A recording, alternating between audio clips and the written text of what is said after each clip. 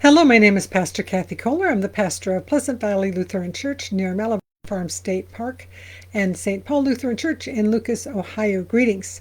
We are reading through the Bible with commentary. We are in the book of Job. And yesterday we had a little bit of a longer session because there's a rhythm to Job where one of his friends speaks and then he replies.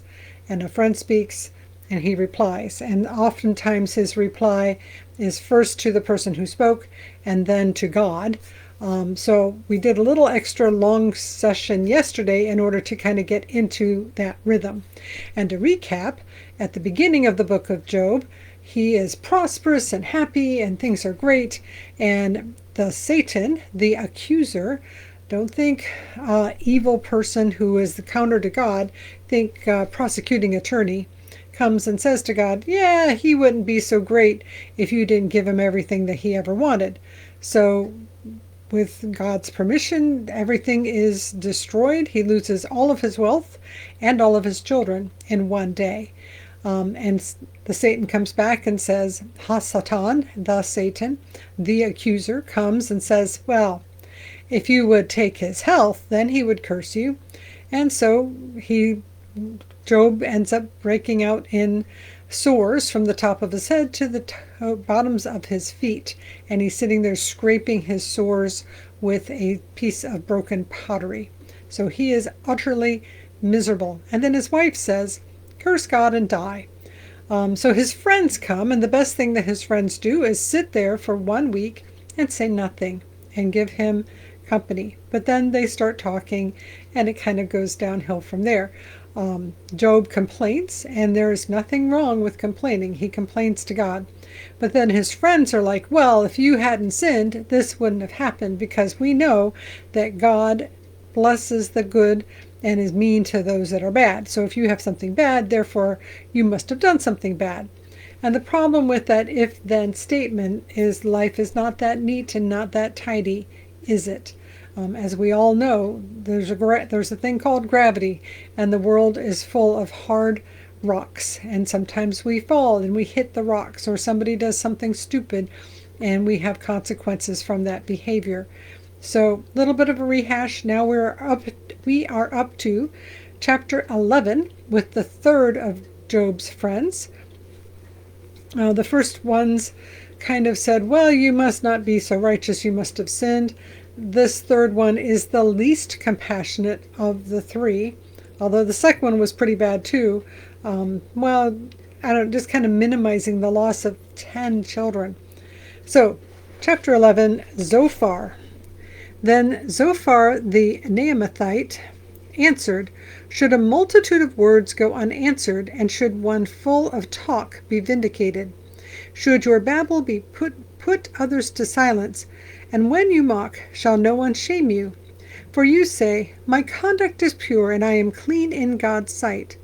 But, oh, that God would speak, and open his lips to you, and that he would tell you the secrets of wisdom. For wisdom is many-sided. Know then that God exacts of you less than your guilt deserves. So Zophar is saying to Job, you're not getting as much as you should be getting. You should be getting more. He's already lost all of his wealth and all of his children and all of his health. And Zophar is implying, you're so unrighteous, you're such a sinner, you should have even more pains and troubles than you already have. That is not a compassionate response.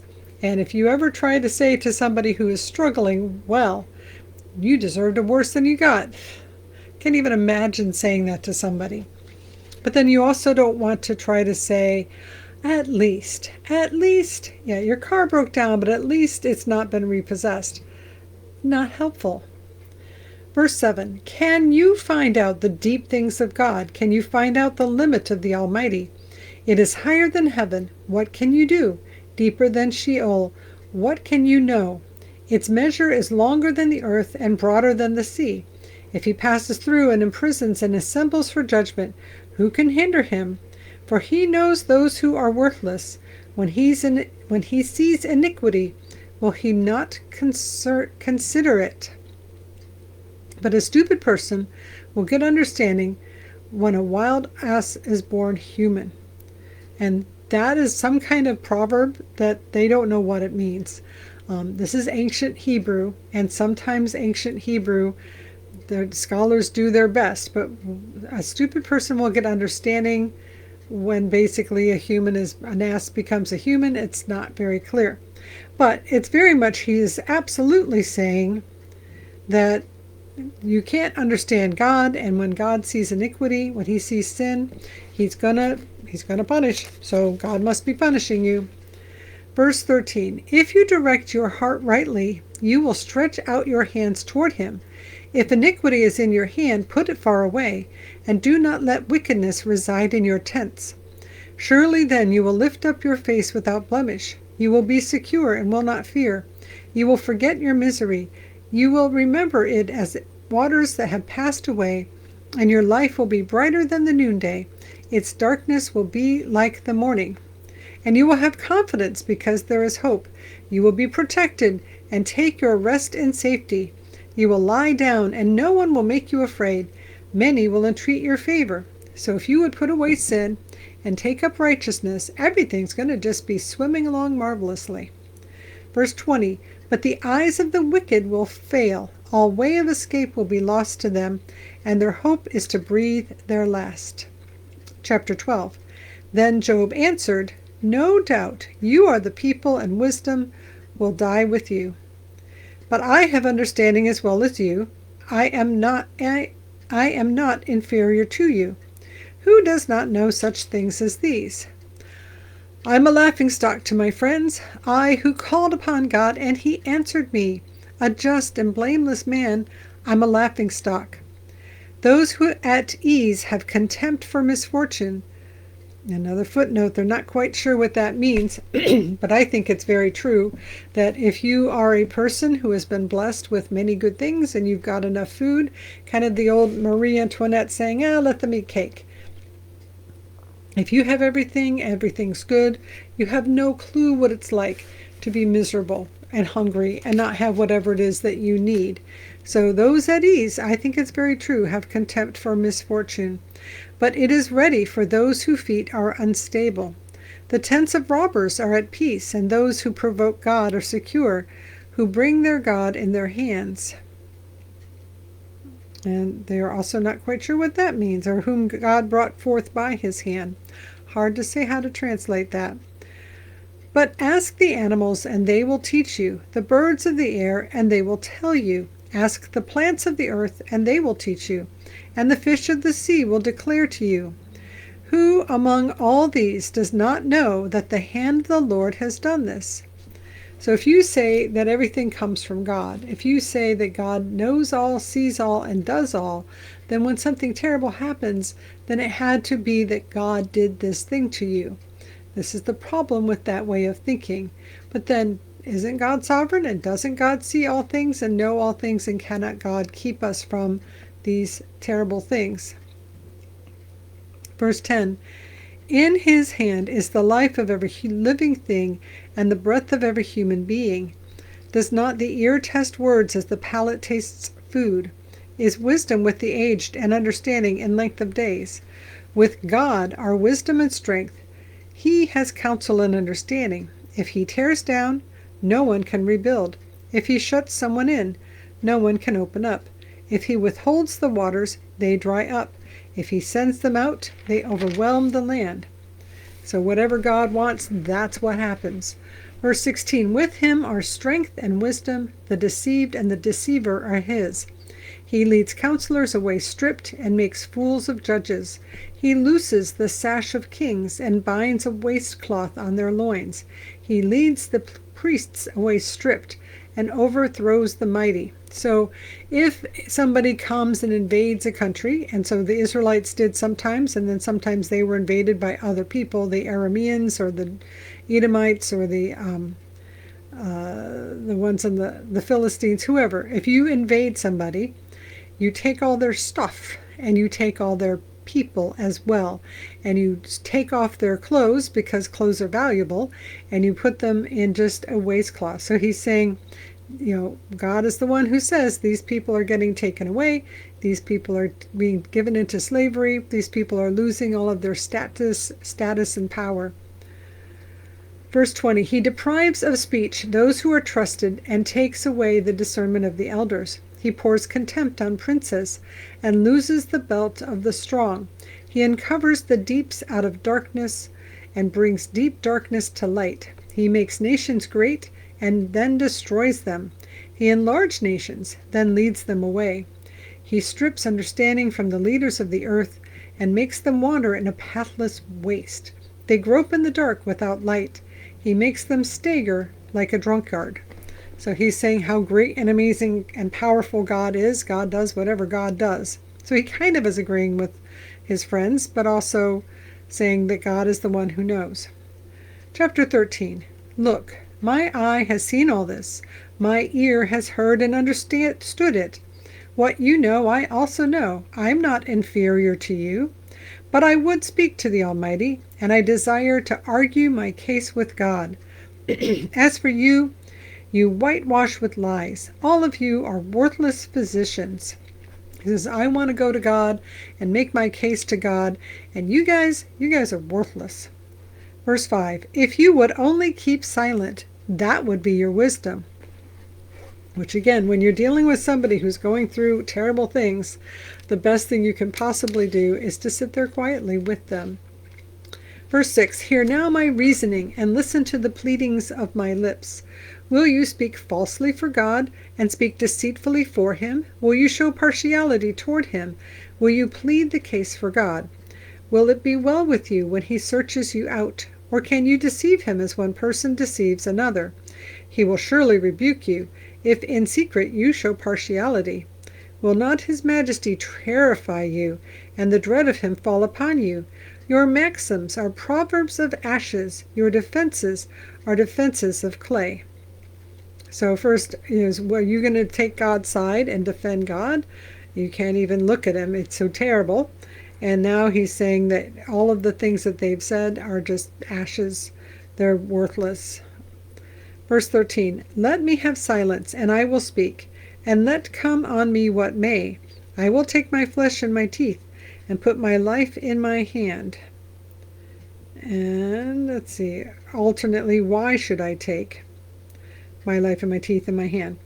See, he will kill me. I have no hope, but I will defend my ways to his face. This will be my salvation, that the godless shall not come before him. Listen carefully to my words, and let my declaration be in your ears. I have indeed prepared my case. I know that I shall be vindicated. Who is there that will contend with me? For then I would be silent and die. So he wants to make his case to God, and he's asking if either one of them want to take the side of God to defend God. Verse 20, only grant two things to me, then I will not hide myself from your face. Withdraw your hand far from me, and do not let dread of you terrify me. By the way, he's now talking to God. He's praying to God for two things. Withdraw God's hand and don't let the dread of God fall on him. Verse 22, then call, and I will answer, or let me speak, and you reply to me. How many are my iniquities and my sins? Make me know my transgressions and my sin. Why do you hide your face and count me as your enemy?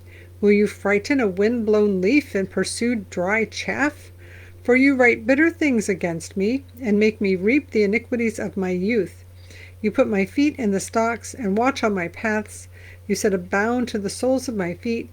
One wastes away like a rotten thing, like a garment that is moth-eaten. So, why, God, are you hiding yourself from me? And why are you pursuing me? You're holding me against the things I did when I was young and stupid, and you're treating me terribly. Chapter 14, the prayer continues. A mortal born of woman, few of days and full of trouble, comes up like a flower and withers, flees like a shadow and does not last. Do you fix your eyes on such a one? Do you bring me into judgment with you? Who can bring a clean thing out of an unclean? No one can. Since their days are determined, and the number of their months is known to you, and you have appointed the bounds that they cannot pass, look away from them and desist, that they may enjoy like laborers their days. So, why are you even bother looking at such humans?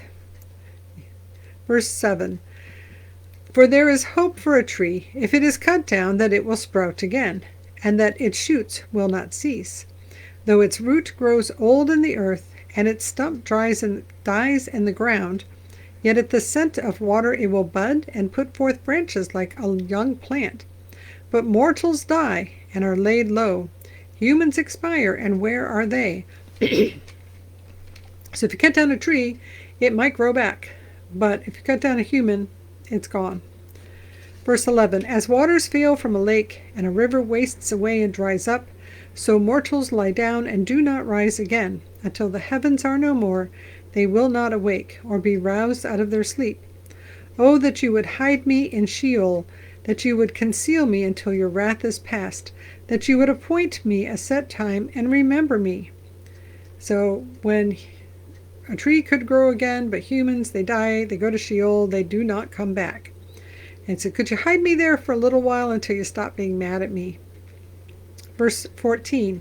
If mortals die, will they live again? All the days of my service I would wait until my release should come. You would call and I would answer you. You would long for the work of your hands. Then you would not number my steps, and you would not keep watch over my sin. My transgression would be sealed up in a bag, and you would cover over my iniquity. He's like, so jail me for a while, and then let me go and bring me back, and don't remember whatever it is that you're holding against me. Verse 18. But the mountain falls and crumbles away, and the rock is removed from its place. The waters wear away the stones. The torrents wash away the soil of the earth. So you destroy the hope of mortals. You prevail forever against them, and they pass away. You change their countenance and send them away. Their children come to honor, and they do not know it. They are brought low, and it goes unnoticed. They feel only the pain of their own bodies, and mourn only for themselves. So that is all of Job's response, first to his friend, Zophar, and then to God. And so tomorrow we will have the next of his friends, the second friend. So there's 3 friends. Later on, a 4th one will show up. But it's working better to do friend's statement, Job's reply, Job's prayer. So this worked out. I was with a longer session yesterday. And I was thinking that Job would be hard to read through because it's not a short book. It's got a lot of complaining to God. But actually, I'm a hospice chaplain. I deal with a lot of people who are having really terrible time in their life. And sometimes they ask me, why is this happening to me? Why am I losing my mother? Why am I dying so young? Why? And I don't know. We will get to the end of Job, and at no point does Job get told, well, you were being tested to see how you would do. God never tells Job that. So we don't always get to know. Sometimes we get a glimpse, we get a feel, oh, that's why that happened. Some things happened 15 years ago, and I look back and I think, wow, I'm glad they happened because now I'm here where I am. But when they happened 15 years ago, it was horrible. It was awful. I did not like it one bit. I complained and cried and was miserable. And yet, now that I've gone through those things, I'm glad I did. But at the time, no idea. No, why was this happening? I don't know. No idea. So that's the first thing, is sometimes we never do get to find out. And the second thing, that it is okay to complain to God. It is okay to say to God, I don't understand this. I don't like this. I want an answer. God might not give you one, and often doesn't. But you're allowed to ask. You're allowed to say to God, I don't like this. And if you're going through something, then my heart goes out to you, because sometimes life is very hard, isn't it? So now, may the Lord bless you and keep you. May the Lord make his face shine upon you and be gracious unto you. May the Lord look at you with favor and give you peace. In the name of the Father, and of the Son, and of the Holy Spirit. Amen. Go in peace. Like, subscribe, comment. We'll see you again next time. Thank you for being here.